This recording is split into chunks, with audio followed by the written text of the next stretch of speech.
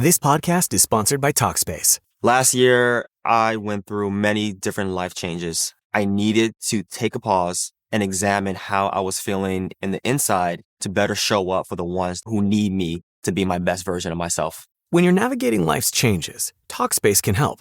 Talkspace is the #1 rated online therapy, bringing you professional support from licensed therapists and psychiatry providers that you can access anytime, anywhere. Living a busy life, navigating a long-distance relationship, becoming a first-step father, Talkspace made all of those journeys possible. I could speak with my therapist in the office. I could speak with my therapist in the comfort of my home. I was never alone. Talkspace works with most major insurers, and most insured members have a $0 copay. No insurance, no problem. Now get $80 off your first month with promo code SPACE80 when you go to Talkspace.com. Match with a licensed therapist today at Talkspace.com. Save $80 with code SPACE80 at Talkspace.com. I was trying to be serious. She goes, I'm going to be serious. I go, okay, I'm going to be Selene. Well, hi, everyone. That was a great way to start. I love it. That's another cold open. There we go. I'm Selene Castrovilla. I'm Pascale. And this is Life in Jest, a show where we subscribe to Chaucer's sage words in the Canterbury Tales. Many a true word hath been spoke in jest. You're so fucking classy. I mean, No, I'm a writer, so I find little. No, I like it. I'm saying it as a good thing. Well, maybe the fucking made it seem a little rude, but I meant it in a good way. I looked for that specifically to say last time when we had a guest. Yeah. Because I thought it was like a cool, like. It is. Because our show does look a little like, when you look at the picture of us with the wine, it's like, what am I dealing with here? You know what I mean? Yeah. Also, I really don't drink wine. We don't drink wine anymore, but don't secret. Oh, sorry. We drink. Pretend like you didn't hear that. No, but we do drink, but we just don't drink wine anymore. Do you not drink sometimes. anymore? I really don't drink. Wow. Crazy, This is right? a revelation. I drink. Yeah, I don't have anything against it. If you see the promos, sure. You're going to see I'm still going to make references to wine. It's not that I don't like wine. Like when we go to Boston, I'm going to drink, definitely. Yeah, I still drink, okay. Well, as I told everybody, I've been on the Zepbound. Now, what it did, it made me lose my taste for red wine completely. Like, I can't stand the taste. Like, it would taste like nothing. And no matter what I try, like, I try all different brands. I mean, I'm not going to buy the expensive wine. Like, don't look at me like that. It's not going to happen. You know, Apothic is high class for me. It's a pretty bottle. Sometimes you're at one of these parties and people have classy stuff, you know, and of course I try it, but I will say I haven't had anything really expensive since I've been on the Zepbound. It's been like pretty inexpensive, but it all tastes like garbage to me. Yeah, you just have to find something else. So white wine still works. So I drink white wine, but I don't drink it a lot because it has a lot of calories. So what I do is this is really good for anybody who wants to lose weight, okay? I used to buy vodka, like flavored vodka or Tito's vodka, whatever vodka. But then at the liquor store, they told me, I always have these I start these little conversations at the cashiers. And this time, I don't know why, but I do. I'm the opposite, but people always seem to talk to me. I don't know. I can't explain it. I don't know I'm going to go do it. Yeah. But then I just start this little conversation. I don't know why. I used to criticize my mother for doing stuff like that. And now I do it. But it was helpful in this one situation because I said I switched from wine to vodka because less calories. He goes, well, if you really want the least calories is tequila by far. So I was like, okay. Now I had some bad experiences with tequila. I had gotten margaritas. One margarita would be okay. And then two, it would be not. We used to go to this place called Poncho's right up the road from here. It was perfect because. My God, they used to have $1 margaritas oh my at God. lunchtime. I used to go and get rocked. By 2 o'clock, I was fucked. And when they give you a happy hour or a lunchtime drink, they were still the same power. They weren't watered down at all. Like a lot of people. $1, and it always ended in shots. I didn't do shots because I don't like tequila shots, but I don't do shots at all. That's how it would always end. That's funny. But the place was great. The food was really good. Yeah. At the happy hour, you could get cheap food and cheap. I don't know about you, but I always got frozen margaritas. And they had all the different flavors. Me too. Yeah. And they were really good. And also, I lived down the block. And we could walk. We could walk so we didn't have to drive. And we used to go there for Cinco de Mayo. One of my son's birthdays, Cinco de Mayo. It was amazing. Unfortunately, the pandemic, they had outside seating for a while, but I think they were like, we've had enough. We're going to just retire. Where was the outside seating? In the parking lot? Yes. They paved paradise and put up a parking lot. Interesting. Yes, but I think they just kind of, well, the happy hours ended, and I happened to go to, I think it might have been the last happy hour, because you know how everything sort of closed down in March? It didn't sort of, it did. I mean, I had a book launch on March 20th, and that didn't happen. Yeah. It was not a good day. And my book was all about being happy. My book was 10 Steps to Finding Happy. Yeah, that and was the most miserable time. Yeah. We had a big signing lined up for March 20th, which is the International Day of Happiness, but it wasn't that year. No. So maybe we'll relaunch that in the future, because that poor book never got a good, really, it's a great book. Bad time. It's a great book because very actionable. Anyway, I will stand by that book. But ponchos, my birthday is March 10th. And I was in there with somebody. I used to have Airbnb people stay in my house, and I had somebody. I always had people from other countries. I don't know why they came here, but they loved it. They were, and I would always bring them to ponchos. I hung out with these people. I had a fair amount of single women that came, and they hung out with me, and we became friends. It was interesting. But the weirdest part is you live by the beach and fairly close to Manhattan, and you said they didn't really take advantage of those things. No, very rarely. That's weird. I know. I thought they were coming here to go to the beach and or Manhattan, but rarely would the people actually do that. They were content to hang out. But I do have a lovely home. And these were, I mean, it is very nice here, but we got a fair amount of artsy people, so they were looking to be inspired. And I write here, you know, and I know, but you're in New York. There's so many places to be inspired. Well, I put that in the description that this is a great place for creatives, and so I was attracting those kind of. No, but not everybody was a creative. Some people were just looking to get away from it all. I mean, I had this lovely woman from Germany, like. I bonded with everybody. You know how you bond when you're in the right circumstance? You know what I mean? No. Well, I do. I'm still friends. Now, the one that was here was Allie. You met her in Scotland, in Scotland. So we're still friends. And we were there, and she came just when the pandemic was breaking. And we sat at the thing, and happy hour was usually so fun. I mean, it wasn't like, it's just that people were happy because it was happy hour, and they were getting the lovely frozen margaritas and the drinks. At this particular happy hour, everybody sat there like stones. Everybody was so freaking quiet because it's like we knew. Because the pandemic was getting closer and closer. It was like, oh, I heard there's one case in Uniondale. You know what I mean? Like, oh yeah, closer and closer, and we knew this could be our last happy hour, and indeed it was. It was so sad. It was so sad. The end of happy hour, the end of an era, the end of a real moments of my life were ponchos. I know, and now it's a Chinese food place. No, it doesn't even look like a good one. No. They're out of business, I'm pretty sure. Oh, they are? First, the building got sold to one of those crab places. Oh, right. But and usually those places are a great success. But this one looks so cheesy. They had like a fake Johnny Depp thing. So cheesy. They had all like the really cheesy decorations, you know, and it was so silly. And I don't know why, but you still would think that they would do well, like, because people like that seafood stuff. But in the next town, they have Ben's Crab, and people love this Ben's Crab. And there's a lobster place down the street. You know, I didn't think of that. That's like a very popular lobster place. You're right. There's that. And then there's Peter's Clam Bar also. Yeah, so those are very big places around here. But people still do love Ben's Crab in Oceanside, but it's like a lounge. It's more like these places aren't like real partyish. No, they're not at all. But they're very. But people come from fairly far to go to these places. Absolutely. Jordan's and Peter's very popular. I've never been to Jordan's. I lived here forever, and I've never been there. I've been there, but I do find it sick because I won't eat lobsters anymore. And it isn't Jordan's lobster, so it's probably best I don't go there. I think that's probably why I never went there. It's so sad. Seafood. I can't handle this. I can't handle it. And I went to Peter's once. I was like, I don't know why people come. Well, I don't like it. There's two parts to Peter's. Okay, there's the part with all the fried food and all that, and I'm sure I don't really eat fried food and stuff. So there's a really like a more expensive version of.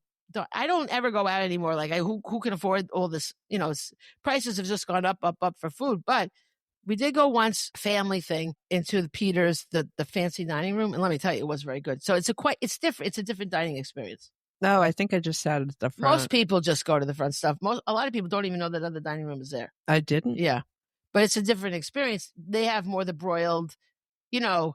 It's more like the other one is like like the places in Freeport. Like there used to be those really nice places. Yes, like that. Like you sit, and you have the whole dining experience. The other one is more like you go.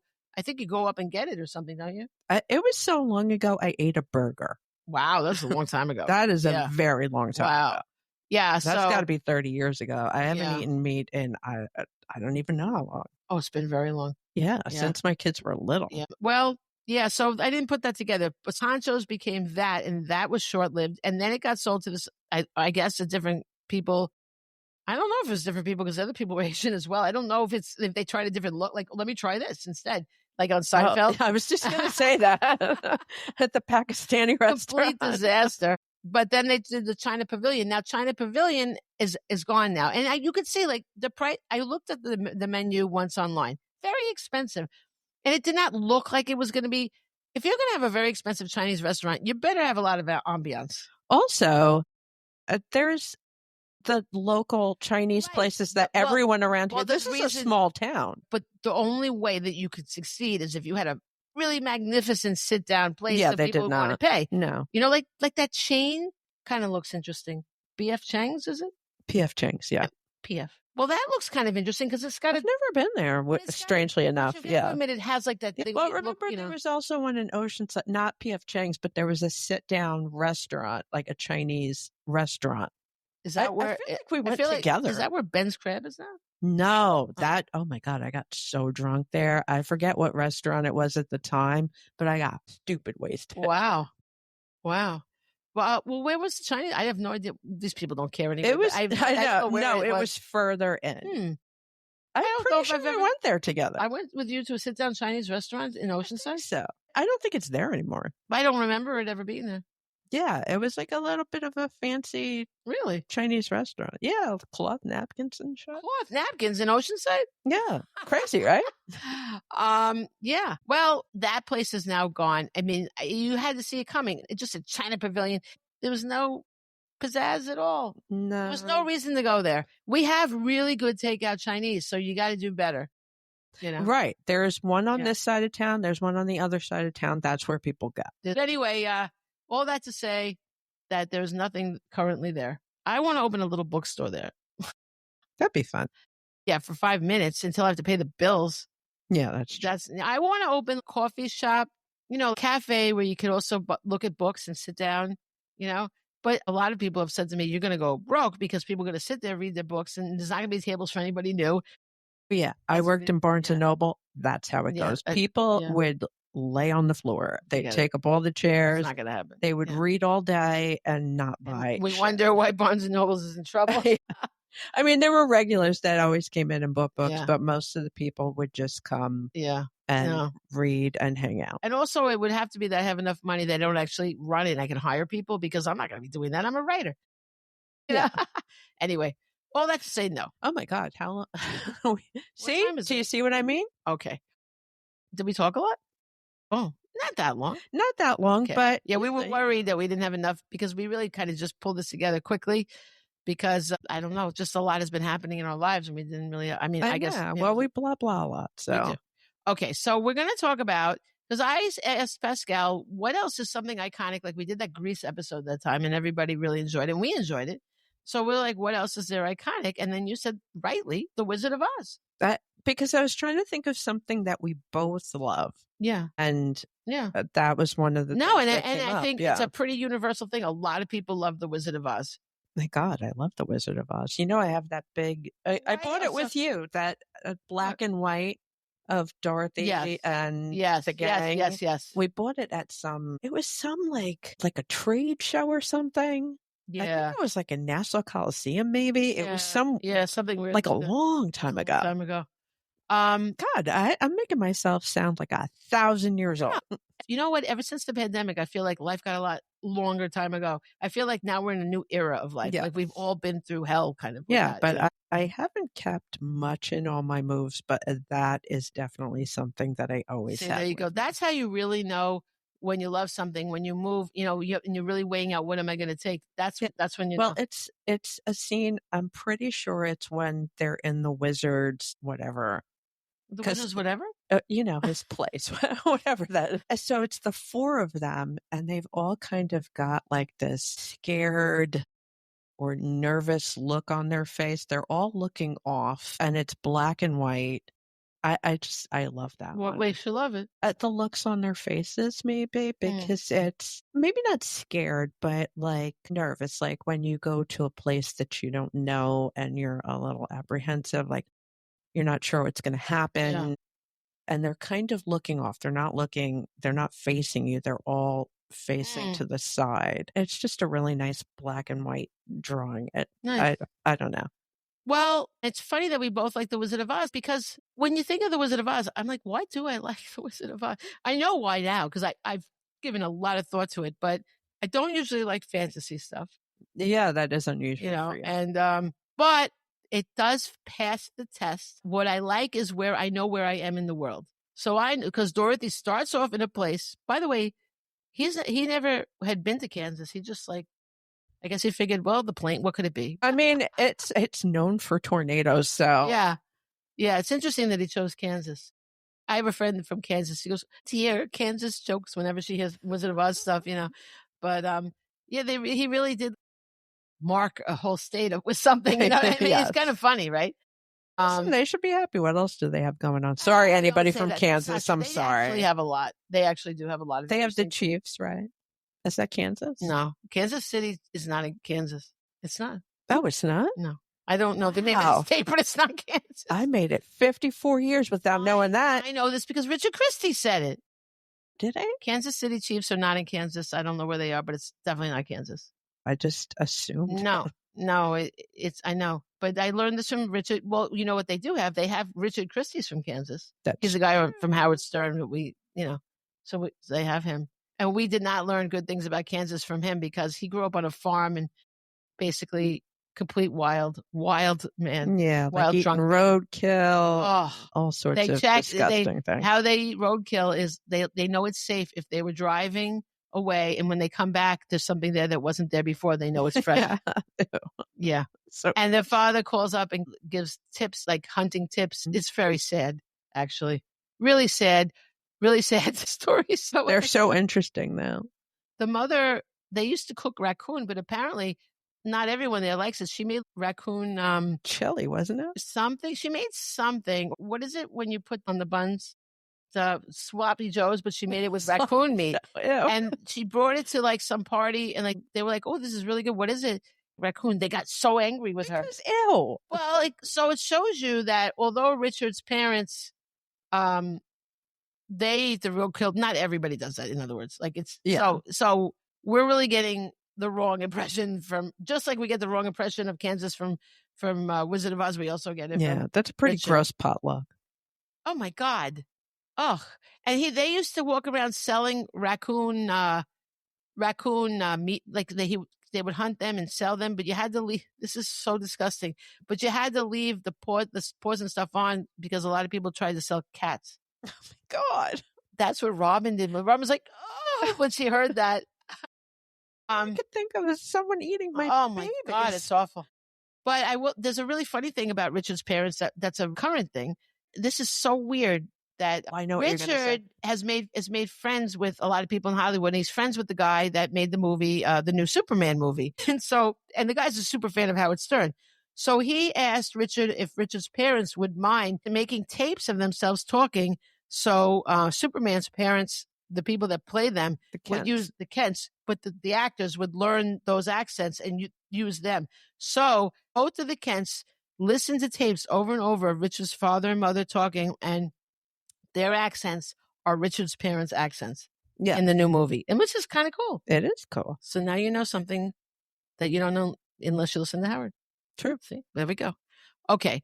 So all that to say, like I said, what's his name had never been there. What's his name? Baum. Oh, yeah. And I have stuff about him, but I'm going to first read, because I put all this stuff up in my little note thing. Yeah, I'm trying not to look at it because I know you don't like me looking at it. I do like to.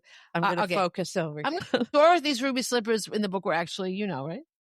I feel like they weren't ruby slippers, right? They were something else. I don't remember. Oh, they were silver. Yeah. Yes. Yeah. They were silver. I couldn't understand why it was changed, but the reason why is the MGM studio executives were so excited about their new film technology, Technicolor. Yeah. This was like one of the first, if not the first, was it the first Technicolor one? So they changed the shoes to bright red. Because it's actually an important plot point that there's. I was going to say, yeah. So it's interesting. And I didn't know this. Dorothy's iconic blue and white gingham? Yeah.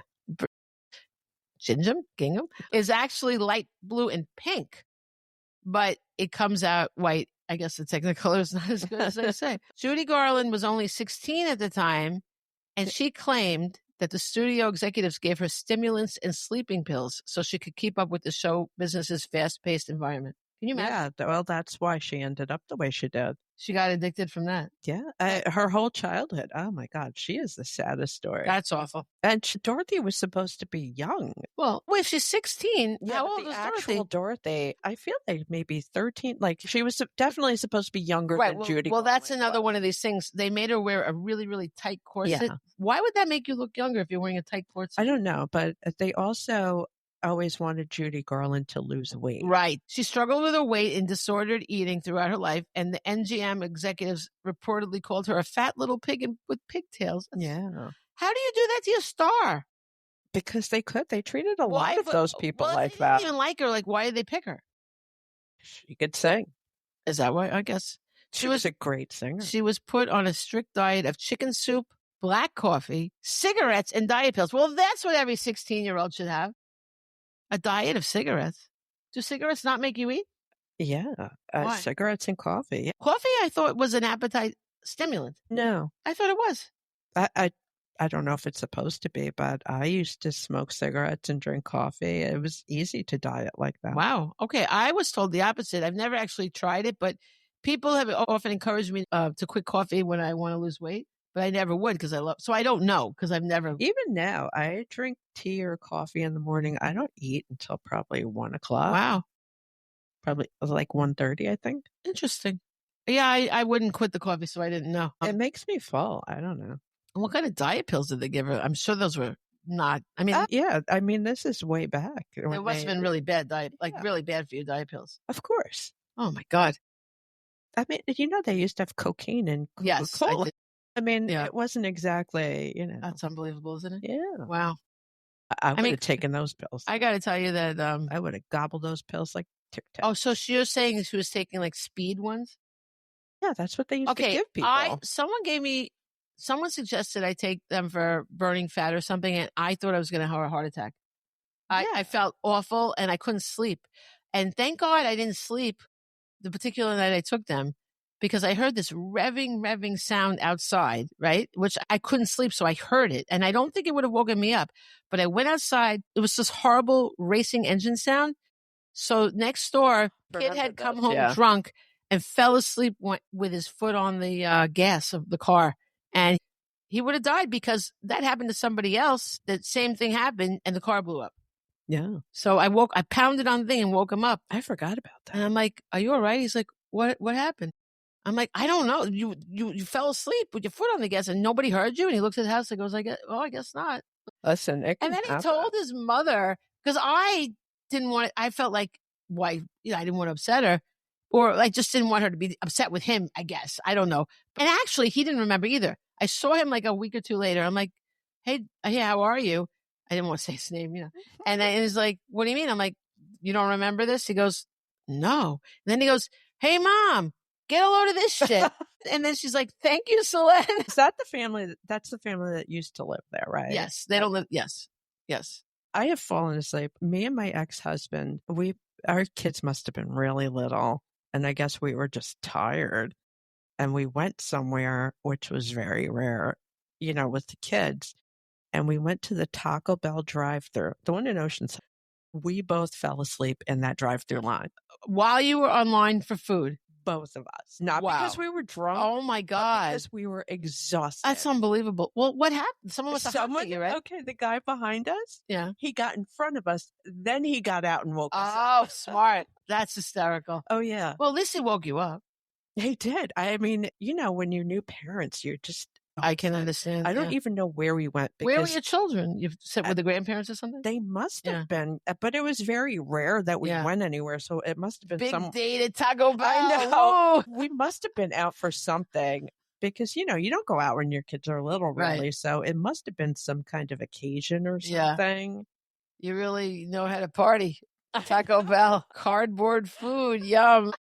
I think it was late. Like, you don't really have many options, especially in those days. There wasn't as much. Right. There were very few Well, you Yes. didn't need a drive-through because you didn't have the kids, but there were very few drive-throughs Yes. then. New parents have it really Once good again, now that old as hell. but you know, new parents have it a lot better now. There's so many more places to drive through so you don't have to disturb the baby. And even they have the chairs where you can take the baby, leave the basin and carry the whole chair in. Oh, 'Cause yeah. when our kids were Yeah. little, that was No, you just couldn't do before that, right. So you had to like move the kid, it was awful. Yeah, and now there's so many delivery services. That's true. Like when my son and his wife had the baby, we would just order food. Right. You know, Yeah. like I'm not big on ordering food, but Yeah. No, it's definitely. you know, Well, back then, I would say Chinese was always available. Yeah. And because I liked it and it was always, that was the easiest. Yeah. and it was also like the calories, like, I don't know, I always got broccoli with garlic sauce and I told no cornstarch. I learned about it in Weight Watchers how to eat it less. Yeah. And so my kids actually thought that when it was dinner time, the Chinese man brings dinner. Oh, yeah. Yeah. Oh, my God. Yeah. My son used to run to the door and go, the Chinese guy is here. Okay. So Margaret Wizard of Oz, Hamilton, yes. the Wicked Witch of the West, got 2nd-degree burns on her face and 3rd-degree burns on her hands after a stunt went wrong. And the green makeup used on her was toxic. So don't not use the stuff. They put her on a strict liquid diet. Like, Yeah. what? Like, maybe don't use toxic makeup. I don't know if this is going to come up, but the Tin Man, Yeah. there were a lot of them that makeup that they Okay. used made them. Well, the Tin Man, Buddy Epson, had to not be the Tin Man anymore because he was the first guy and he was hospitalized. Yeah. And he said that he had trouble breathing for the rest of his life from that Yeah. he called it that damn movie. Yeah. Well, but wait a minute. This is weird. They treated the actors poorly in terms of toxic shit, but they were nice to the horses. They didn't want to paint the horses. You know what they used to dye the horses? No. Jello. Oh, really? Yeah. Oh, that's a good idea. Well, that's like, I mean, it's weird, it's but nice that they were nice to the yeah. animals, but it's bizarre because they didn't seem to care about anybody else's lives. Yeah. Isn't that weird? Strangely humane, Yeah, it is. right? I don't know why. Okay, and then somebody named Betty Danko played the witch's stunt double, and she landed literally in the hospital after a pipe in her character's broomstick exploded. Oh, my. Why is there a pipe in the broomstick? I didn't know that one. Yeah, and here's Buddy. Buddy Epson was hospitalized for 9 days, and then he was forced to be replaced by Jack Haley. Now, this is weird. Did you know about the cowardly lion costume? Yeah, Oh, sorry, you read it. but I did know that. Oh, I mean, I didn't know this. It was made of real lion skin and fur. I didn't know real lion skin, but I know that it was very Disgusting. heavy. Real lions. So that's you're wearing a dead lion. That is sad. That was unneeded. Of course. I mean, is animal skin ever needed besides No. cavemen? It's so sad. Or besides by, indigenous people? Otherwise, really why bad would for you the use actor. that? It weighed 90 pounds. Yeah. Can you imagine walking around with I that on? know. And it made Burt Lahr so warm on the set that he had to take it off completely after each shot. Yeah. So it's a waste of their time, too. Oh, for God's sake. That makes me sad. Yeah, things did not go well on this set. No. Ray Bolger, who played the Scarecrow, had burlap scars around his mouth and chin from the facial prosthetics he wore. Yeah. Oh, my God. I mean, think about his face in the movie. Yeah. Yeah. He had his pressed against him. Yeah. Oh, my God.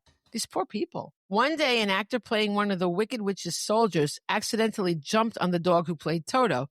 They had to get a canine double because the dog, whose name was Terry, sprayed her foot. Lucky the dog didn't die. If the man jumps on a little dog like that. Wasn't that dog buried in that cemetery that we went to? We went to this cemetery near, actually, like the Hollywood cemetery. It was a or very something? famous Hollywood cemetery. Actually, not far from where I lived in LA when I lived there for a year with Casey. And you came in to visit, and we went to the cemetery, and we saw Judy Garland. Yeah. We saw where she was. She was like in a little not a mausoleum, yeah, kind of. Yeah. Mausoleum thing. And then on the other side, they had the dog. Yeah. Which was funny. They had a lot of famous people there. But it is funny that the dog was there. I know. It's terrible to say, but that was an awesome cemetery. Yeah. That's where Chris Cornell is. Yeah. Yeah. They even know how I feel about that. And they had that poor girl that got killed. The Alec Baldwin. Yeah, the Alec Baldwin movie. Yeah. And they have a lot of really famous people there. I forget the name of it. But you know what? They have those peacocks. I'm sure I think we spoke about this before. They have roaming peacocks. And when we were going there, we were passing a construction site, which happens to be on the other side of the cemetery, we saw these peacocks. Really, many. And they like renegade peacocks. Like Yeah. it's like they escaped, right? But we didn't know they came from the cemetery. We were just like, where do these random peacocks come from? We were kind of worried about them. But I know, we stopped. We took, but we were like, well, I think they look okay. They look like they have their own little colony there. And then we went to the cemetery. We discovered that they were all over. I'm sorry, but I would rather live in the cemetery with the foliage than with cement and dirt. That was odd. Listen, they're big birds. Birds are weird. Like, we want to get the hell out of this place. I watched some show. I forget what the show is, but the guy's like, they're dirty flying dinosaurs. Wow. And cool. I'm like, you know what? I am not a big bird fan. I feel like they're one step away from killing us all. I don't know why. No. Any big birds freak me out. They're not that big. It's a phobia. It's not rational. The birds is pretty fucking crazy. Yeah, I will not. Yeah, that's a scary movie. Yeah, I mean, like, what's to stop them from pecking us to death? Like, they win. I don't know. It happened. Why did they do that in The Birds? Was there a reason? I don't remember. I haven't seen that movie in a while. I don't think I watched the whole thing. I started watching. I'm like, oh my God. And that happens to me with a fair amount of movies. I too like Alfred Hitchcock movies. Oh, yeah. So, yeah. I was in his original bungalow. That I know. We were just talking about that. Yeah. I had a meeting. It's now the De Laurentiis. Another famous. It was Dino De Laurentiis. He passed away, but they still have it. But it was Alfred Hitchcock's first, and they have a plaque to him. It's pretty cool. That is pretty cool. It is very cool to go to those places. It is. I went to Adam Sandler's. Yeah? Yeah, and I met him very briefly. Yeah, we walked past each other. He did the fist bump, and he goes, fisty, fisty. I like that. And I was like, he's so weird. But yeah, I enjoyed it. He's interesting. I don't know. I've never really cared for his movies, but he's an interesting person. Do. I know, man. I gotta watch that new Happy Gilmore crap. I sure am. It looks like crap. For some reason, his movies make me laugh. All right. They're so stupid. He's going back to golfing to pay for his kids' tuition at dance school. Yeah, Eminem's in it. I don't know. What, really? Does he sing? I don't think so. Eminem's not going to sing? This is weird. He might. I don't think so, though. All right. Well, that might be interesting. I'd like to see the scene with Eminem. I mean, is he a large part in this movie? No, I think it's a short thing. Well, I don't know. I get annoyed with Adam Sandler. I think I did like one thing. Okay, The Wedding Singer, I liked a scene where, of course, he falls in love with Drew Barrymore, I think, right? But he has this other girlfriend, and he goes, "You're wearing my Van Halen shirt.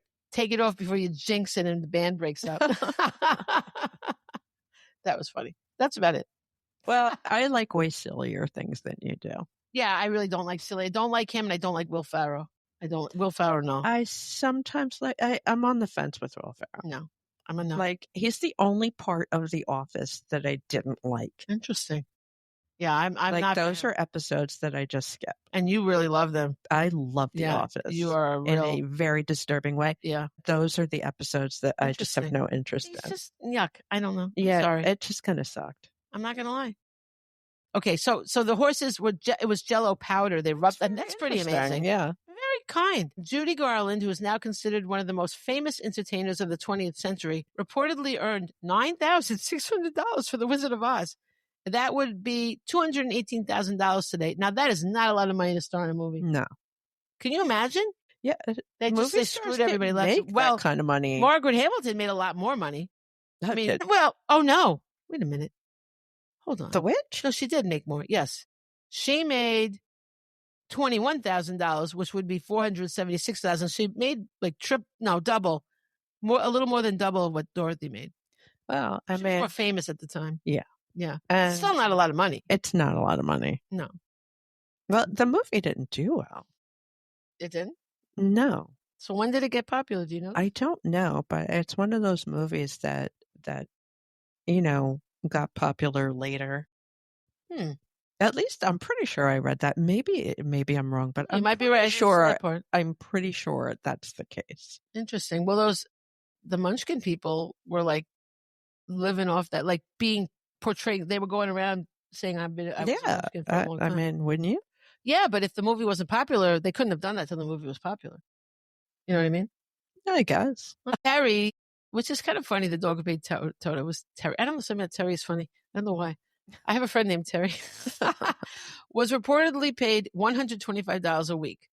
that would be $2,800 a week for inflation. That's pretty good. Depends how For long. a dog, that's pretty cool. But depends how long, how many weeks. However, Margaret Pellegrini, who played a munchkin in the movie, said she'd only gotten paid $50 a week. So the dog made massive amounts more than the munchkins. Well, the munchkins were only in one part of the like they weren't featured in a lot of the movie, and there were a lot of them. I mean, most of them were extras.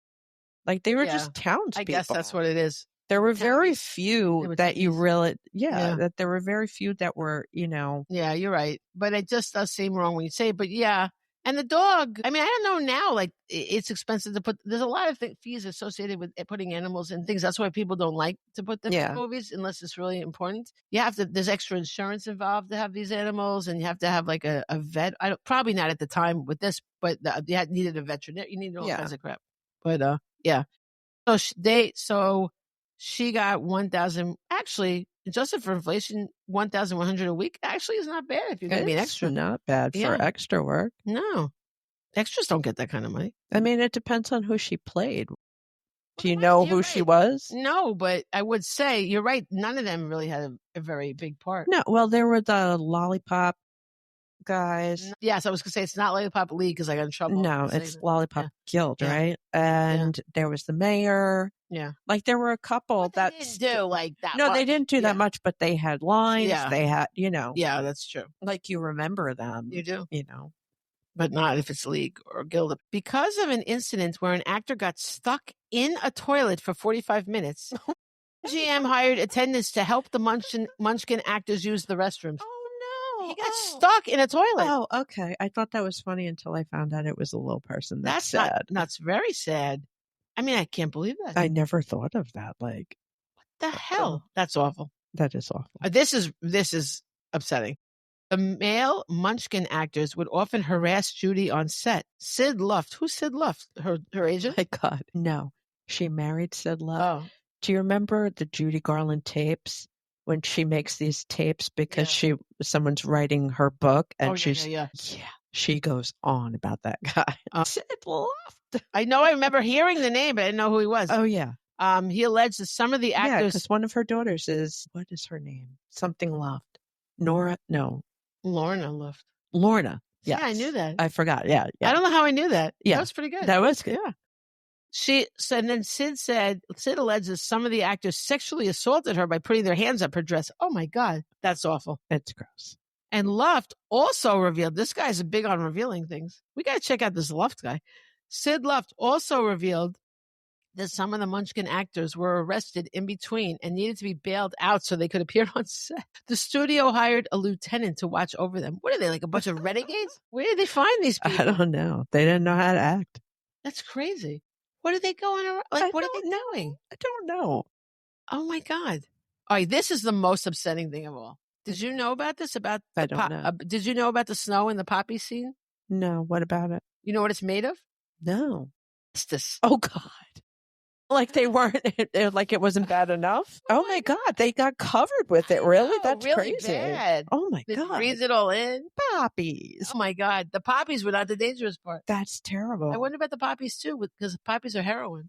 Do you think it's bad with the poppies as well? No. Poppies weren't bad. Asbestos is bad. Wow, that's messed up. That's really unbelievable. The Tin Man's costume was made of leather-covered buckram. What is buckram? I don't know. Well, it's leather-covered, whatever. And the oil used to grease his joints was made from chocolate syrup. That's not bad. Sense. That's a good one. That's good. Now, here's L. Frank Baum was a former chicken rancher, traveling salesman, and theater manager. So he basically was the wizard. Oh, the wizard. Yeah. I mean, the wizard is a traveling salesman. Yeah. And he had already published 2 successful children's books when he started The Wonderful Wizard of Oz in 1898. That's a long time ago. Huh? He finished the book in October 1899, and he must have been proud of his work because he framed the pencil stub and hung it on the wall of his study. On the attached paper, he scrawled, "With this pencil, I wrote the manuscript, The Emerald City." He used to call it The Emerald City. Did he party like it's 1899? Yes, he did. That was so corny. I apologize. But I think it's interesting. It is interesting that he called it the Emerald City, but it's also more interesting that he saved the pencil. For a long time, I saved the computer that I wrote my first manuscripts on. I might still have it somewhere. I don't know. because the flood happened. I don't know, but I used to save stuff. I don't know if I was thinking it would be valuable to anybody else, but for me, it held sentimental value, you know? So I do have things. I used to print out stuff. After I wrote it, I would revise and I would draw, scribble all over them, but I don't do that anymore. I don't print anything. No. So there goes that. My cats are on the move. Oh, it's so cute. You keep talking. I'm going to look at my cat. A video of her cats. Okay. Where are they going? I don't know. There's motion detected. I got one of those cameras, guys, that you can watch your cats with because we're going away and I'm leaving my cats alone. I mean, it's only a few days. Look, they left the bedroom. That's what it's telling me. So I got the camera. All this time? This is the first time they moved today? No, I don't know where Baxter is, but Kit Kat has been in and out. Usually Baxter's on the bed, but sometimes he likes the couch. So he has a special blanket on the couch. Oh, that's cute. Yeah. That's nice. Can you tell how I'm so into my cat? I'm into my dog. I mean, I take I've been taking selfies with them. I'm getting weird and crazy cat lady. I do that with the baby too. I get right nervous. Well, that's all right. And people do that all the time. That's not weird. We take a lot of selfies. Yeah, people love that. We need it for relief. Well, now she's kind of getting it and she's kind of smiling like she understands, I guess, the camera now. Oh, how cute. That's so cute. So 3 years after The Wonderful Wizard of Oz came out, he recalled how he came up with the name Oz. This is interesting. He was looking at the filing cabinet in his study, and there were 3 drawers marked A to G, H to N, and O to Z. And so Oz was born. Oh, that's great. That is a great story. However, it's a surprisingly controversial topic. There are some discrepancies in his tale, not to mention several competing theories. Why? I don't know. I don't know what he said, but I do like that. And it does make sense. I like that. I like that a lot. So I want that to be it. Okay. So talking about Wizard of Oz, for me, it wasn't like I would watch it even, like watch it with my kids, obviously. And I never was one of those people who's like, I must watch it when it's on, or I don't think I had the DVD or whatever you call it of those things. So, and honestly, I was very scared of those monkeys. They were scary. Very scary. Flying monkey. Yeah. And it only occurred to me when I started writing novels, every novel would have a reference to the Wizard of Oz in it. Like in my what's the name? Saved by the Music. I've rewritten it, and it's called Life Jackets now. It's going to be coming soon. Look for it. New writing by an old writer. I mean, it's a totally revamped book. No, that's overselling it. It's changed. In any case, then I'll probably read it because I liked it. It's interesting to see the changes. Absolutely. Sure. Well, I've become a better writer. So I know some things had to be changed, but some things I'm a better writer. But how long ago did you write that? Kids were kind of young. I don't know. But it was long enough ago. I mean, that publisher went out of business. That's why I have the rights back, because the publisher went out of business. The people liked the book, but when the publisher goes, at the time, it was a different time. Not that it's never easy when you have a book that the publisher goes out of business, but there were very few options. And for some, it's ridiculous. But once a book's been published, other publishers don't really want to publish it, but especially for young adult novels, I think that's very odd because there's always new young adults, right? I don't understand that.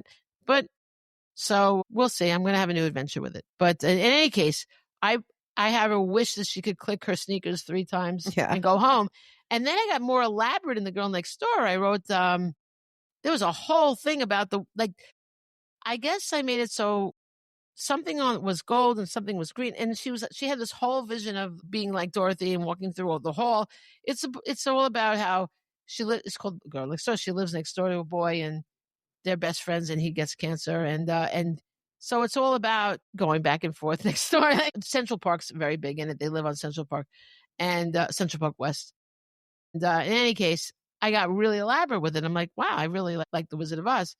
And then, so I started thinking about The Wizard of Oz. What's The Wizard of Oz? Like, The Wizard of Oz has a lot of what they call life lessons, this and that. But for me, and I thought this was everybody, and you can tell me if it's you, it's the idea of longing for home. Do you find that does that? No. Really? I wonder, this is something I'd like to hear from the audience. What makes them, if they love The Wizard of Oz or if they're affected by it, what is the thing that affects them? For me, I feel like we're all looking for home. Now, home could be a lot of things. Home could be, with a partner, it doesn't have to be literally returning to your home. It could be metaphorical.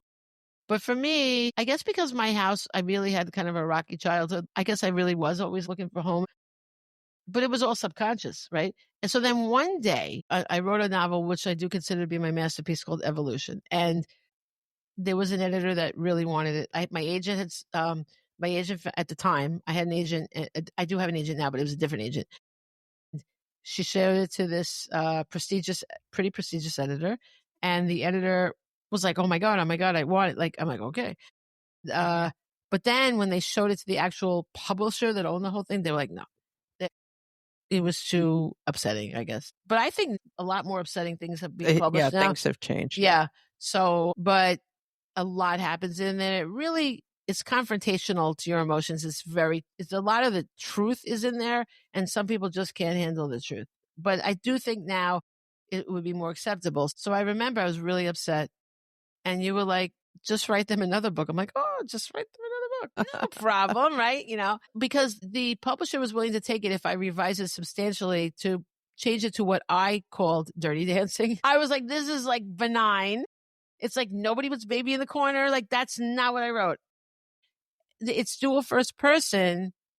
And they wanted me, it's dual first person. If I was going to take out one, it would be the girl, because it's called Evolution. The guy's name is Darwin. So you can get an idea of who's more important in that book, right? The girl kind of could have been anybody. Like, don't get me wrong. I care about the character. She's also very honest, but it's his story. They wanted me to cut him out and make it all about her and make him like a raving lunatic every so often. Like I'm not going to do that. He's not a raving lunatic. That's the problem. Everybody wants somebody to be the boogeyman, but what if you're not a raving lunatic and bad things have happened to you? And what does our society make people? I'm not going to just make him, it's the easy way out. It's wrong. It would be wrong to him. He spoke to me before I wrote it. That character spoke to me, and he's not going to be shortchanged, And so I went, now a couple of weeks earlier, a voice had said to me, buy the book, The Wonderful Wizard of Oz. I've heard voices in the past various times, and I do what the voice says. So I bought the book, and it was so funny because it was a collector edition. I bought it at Barnes & Noble. It was a hardcover, and it came with a little necklace. And guess what was on the necklace? Ruby slippers. But in the book, they're not even ruby. But they put it on the book. It was so funny. So I just kept the thing attached, and I tried to read it. It's one of the worst written books I've ever read. It was so stilted. It was like, no, I can't read this book. So I stuck it in my living room. I had a little wicker end table thing, and I just stuck it underneath, and there it sat. And then you said, write them another book. And my boxing coach, who he's just like this amazing guy, but he talked about having had a hard life also. He used to talk to me while we were boxing, and he used to say, I had a really bad childhood. I'm like, well, like he wanted me to write about him. I'm like, yeah, well no offense, but boo-hoo, I need, like we all have, we've been there. And then he looks at me, we'll never forget it, because I was taking boxing. I was punching, and he looks at me, he goes, my dad used to come home and shove a gun down my mom's mouth, down her throat every night. And I'm like, that's specific. Well, he said he had a bad childhood. Yeah. And that really was like, wow, and then one day I'll never forget, I was leaving, and he goes, I know you're going to write my story. I just know it. Right. And I normally would be so annoyed by that. That recently happened to me again. Like, people are always telling me, will you write my story? I'm like, no, what do I look like? Your scribe, but with him, we had this different connection. It was a kismet thing. And so I came home, and a voice said, pick up the book, The Wizard of Oz. And so I did. And I opened randomly to the part where they come back with the broom. The wizard sends them off to get the broom, and he thinks it's a suicide mission. He doesn't think they're ever going to come back. So they come back, and the guy at the gate says, you got back from the Wicked Witch? And they said, do you not see us? And he's like, the witch let you go? And then they said, she could not help it, for she is melted. So I wrote, she is melted. And then I wrote, she is melted. And then I wrote, melt. And I knew that was the title of my new book. And with that, I knew basically the whole story. I knew it was not going to be a retelling. It was going to be framed around the Wizard of Oz, like the idea of the search for home. Because what if home is the worst place to be? Like this kid's house, And it starts off when it's about him as a teenager and the abuse that he's witnessing and getting too. It flashes back to when the children are getting really abused, but it's really about a confrontation because this boy falls in love. And of course, the girl's name is Dorothy, but her name is not Dorothy from Wizard of Oz. So she's named after Dorothy Parker. And she gets very annoyed when people assume that she's Dorothy from the Wizard of Oz. So I'm going to share, well, this is the book. Well, when we do the video, you guys can see. And the cover is a picture. I didn't know this, but there was an amusement park after the Wizard of Oz that closed down. And so you could still, I guess, go there. It's like deserted. So they have this yellow brick road. It's so eerie. And so it's like this eerie picture of the Wizard of Oz. And saw the picture on somebody's blog or something. I found the picture. You found the picture? Yeah. Okay. Thank you. And I didn't remember that. I'm sorry. No, That's a valuable. I remember. Thank you. There was a really, so I found the person that tracked them down and paid them to get permission for the picture. And I really love that picture. So what I did was I self-published it because I did have another publisher that was about to put it out. The one that published Saved by the Music and The Girl Next Door. Then they went out of business. They were about to do Melt. And then they were going to do Evolution. And it was, boom, it was closed in such a way that was so vicious. I just got an email saying, well, we're ceasing. I didn't get a personal email. I already had a contract for Melt, right? I did not even get a personal email. And like, it was so rude. That's so dismissive. And so I just at that point decided to do it. And I did. I sold a lot. I sold thousands and thousands of copies of Melt. And it won like 6 awards. But man, it was a lot of work to self-publish. I mean, indie publish, whatever you call it. Like, it is a hardcore job, you know. But things have changed. Things have gotten, they're never easy, but probably I'm going to foray into it again. A lot more people are self-published. It's sort of accepted now. Yeah. It was like semi-accepted when I did it. Oh, no. Now it's yeah. Because that's what I do for a living. Right. Right. Yeah, that's right. So, so all that to say that I did write the book and it did well. And it's all about the search for home, basically, and which all came from the Wizard of Oz. So it's very interesting how again, I'm not a fantasy person, and I didn't really think much. I'm not against the movie. I'm amused by the movie. But if it's on, I'll look at it. But it wasn't like I was like seeking it. Like you bought that picture. You have. It means a lot. I make sure I watch it at least maybe once a year or maybe once every 2 years. Really? Yeah, definitely. So what is the I watched it. I took my daughter when it was re-released in the 90s to the movie theater. Yeah, because I was like, I've never seen it in a theater. And I'm like, that is cool. This is something we've experienced. Yeah. Oh, that's cool. I remember that the even movie happening. theater that we went to. Yeah, we went to the Green anything. Acres. Remember they had the small movie theater in Green Acres? Oh, yes. On the Valley Stream. We saw signs. Yeah. Yes. Yeah. That's where we saw it. Interesting. I don't remember that even happening. I don't know what year it was, but my daughter was little. Well, your daughter and my son are the same age. So maybe mid to later 90s. Yeah. I definitely did. I don't recall that even happening, which is funny because you figure I wouldn't want to take care. I think he'd be freaked out. He gets scared by it. Not anymore. He's obviously an adult now. But he would get scared by everything. Oh, yeah. No, we totally did that. When the Star Wars movies were re-released, I took my son to see all those. Yeah. Yeah, no, he couldn't care less. Oh, that's too bad. Yeah. Oh. Because, I literally remember. How old was he when you took him?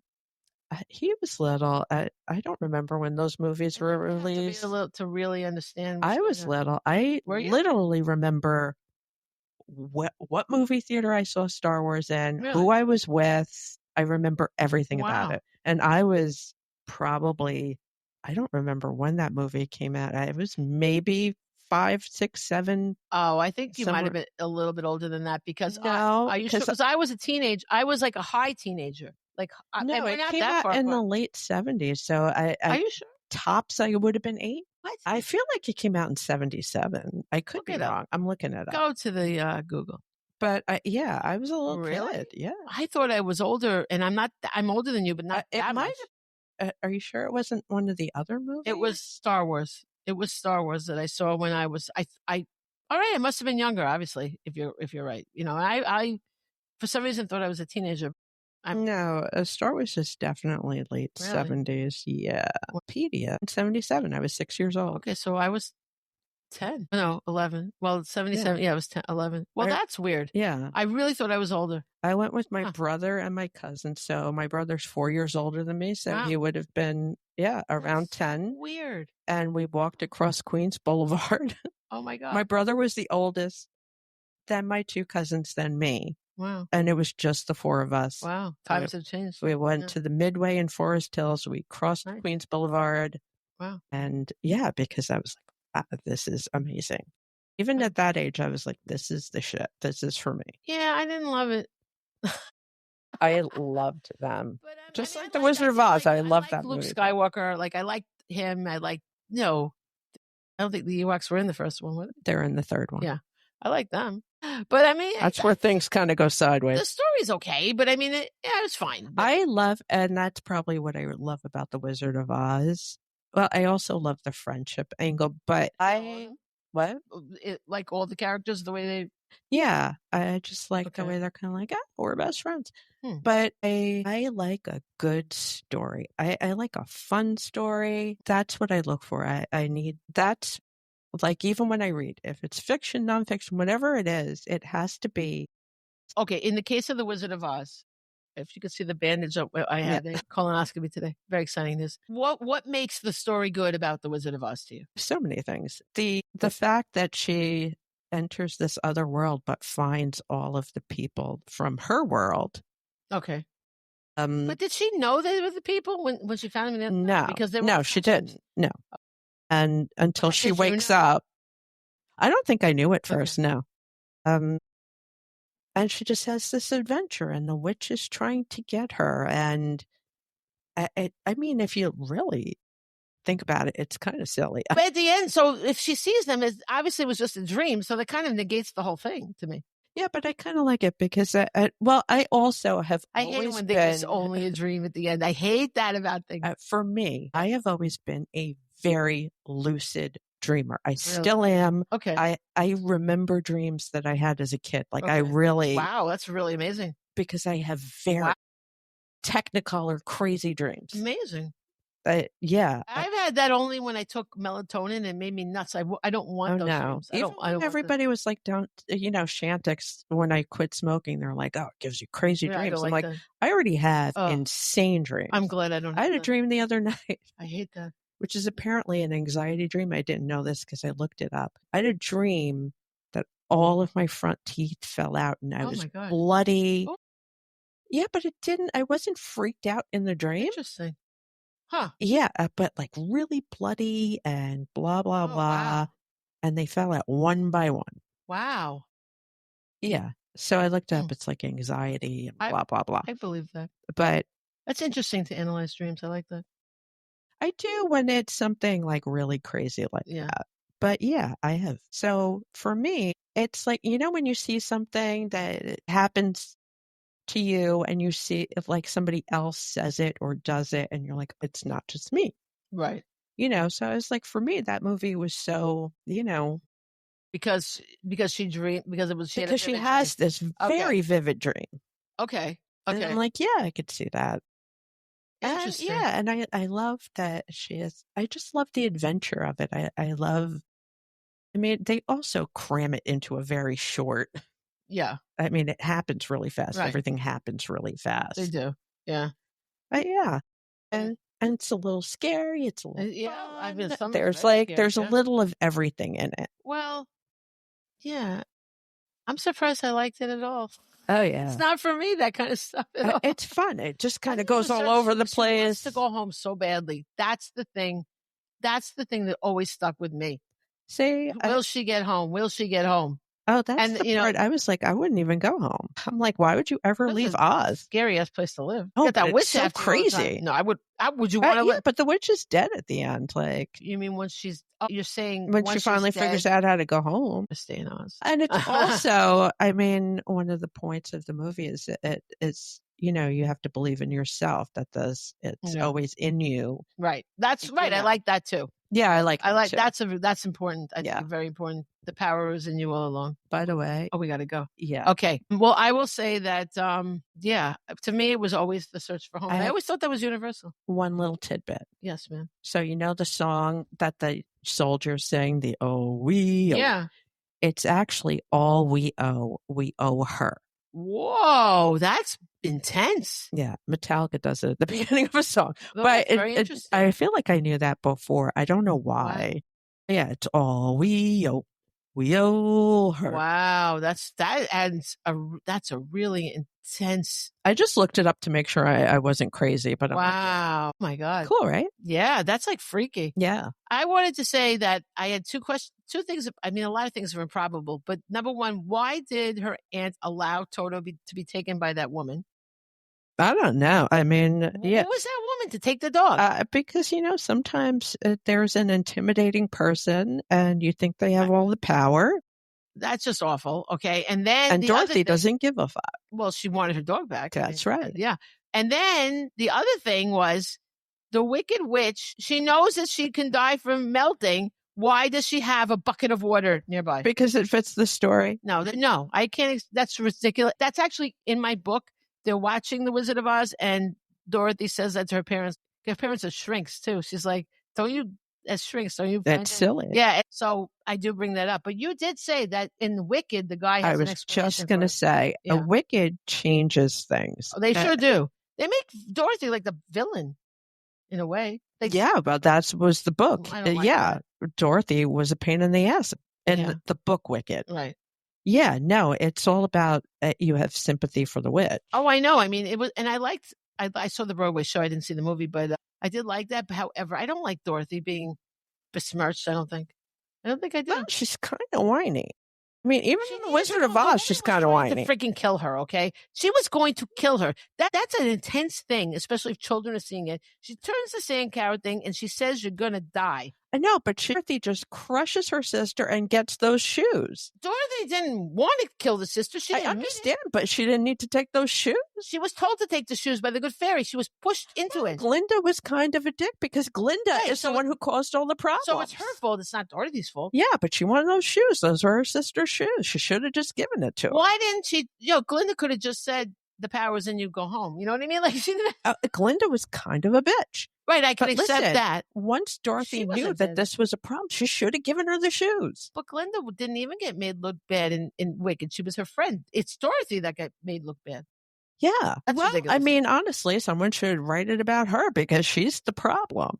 I mean, so if it was your sister's shoes and someone just walked off with them after she accidentally killed her, I would never kill anybody. For shoes, no, she was off the charts. Okay, and it's easy to, a wicked witch. To make her sympathetic.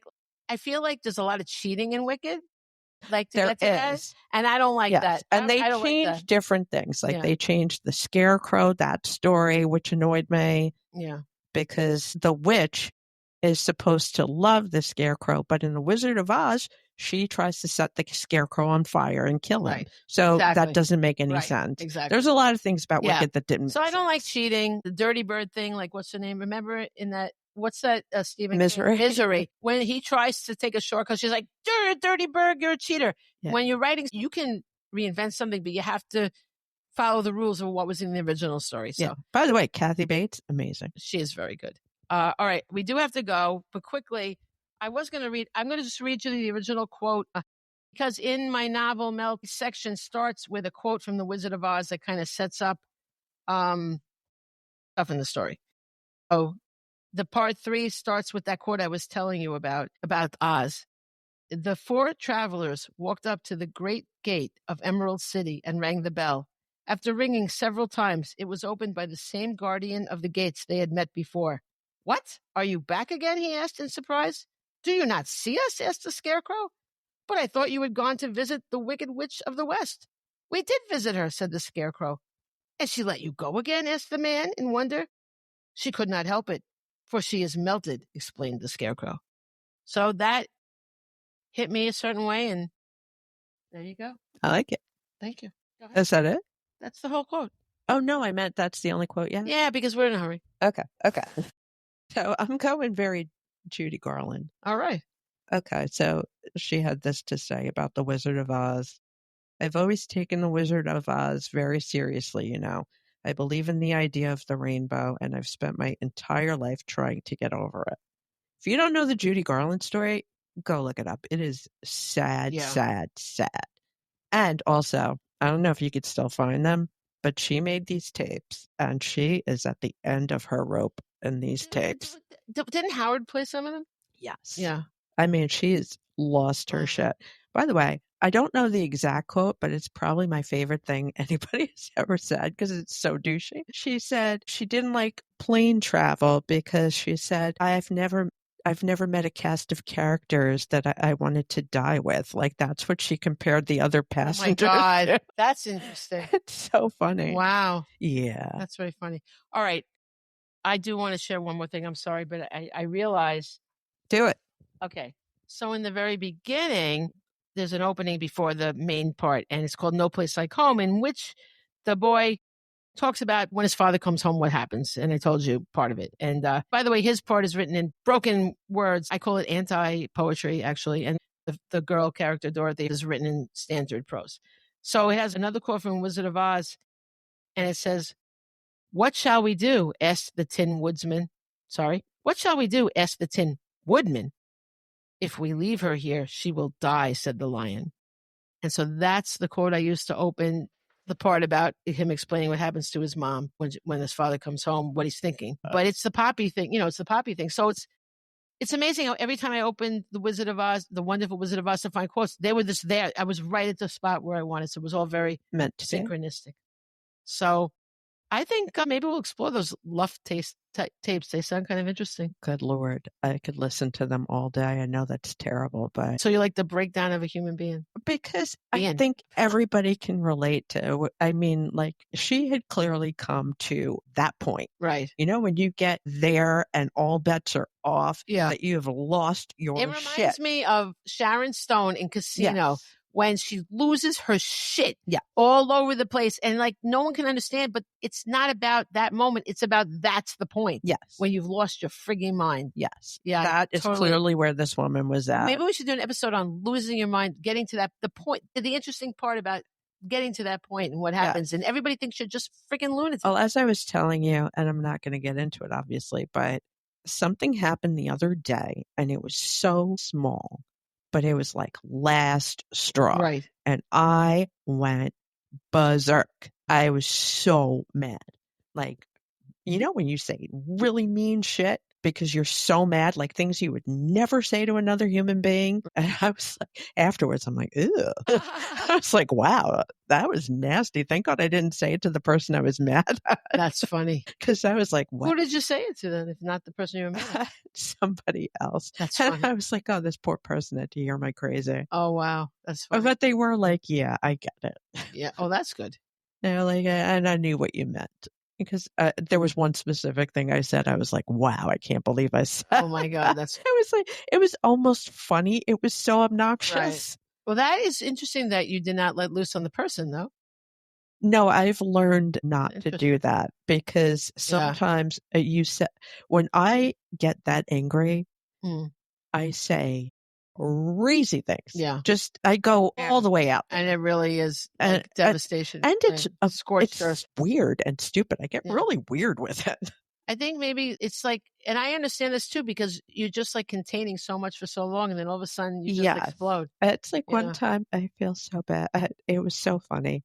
My son did something that it made me so mad. And I was yelling at him on the phone. Okay. But I don't know. I go off like to a weird place with stuff. Wow.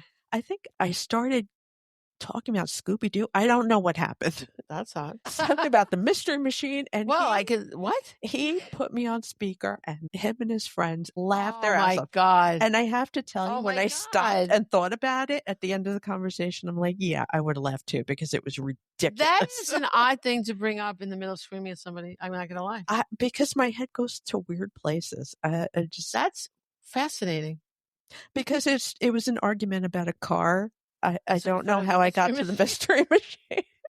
But That is very funny. yeah, I was like, are you guys You know what? laughing? And I'm like, That really yeah. diffused the whole situation. Then, It didn't did Yeah. because I wasn't mad after that. I hope not. Yeah. Yeah, because I realized But it could have was gone so horribly wrong because you could have been ridiculous. so infuriated that he put you on speaker. I think for 5 seconds I was like, what? Yeah. And then I was like, yeah, I would have put me on speaker too. That's really funny. All right. Well, that's a great way to end the funny. I'm nuts. I like the idea of talking about that Oh breaking my point kind God. of stuff. I just looked at myself and I looked just like my father. That was so weird. Really? I look very much like Oh my my father, God, but you I do, made yeah. an expression that Oh, begged interesting. or made. Oh, where's Freud? Let's go. I keep talking about Freud, this second episode. All right. So anyway, thank you so much and au revoir. Lovely to see you all. Oh, that's very nice. Goodbye. Bye.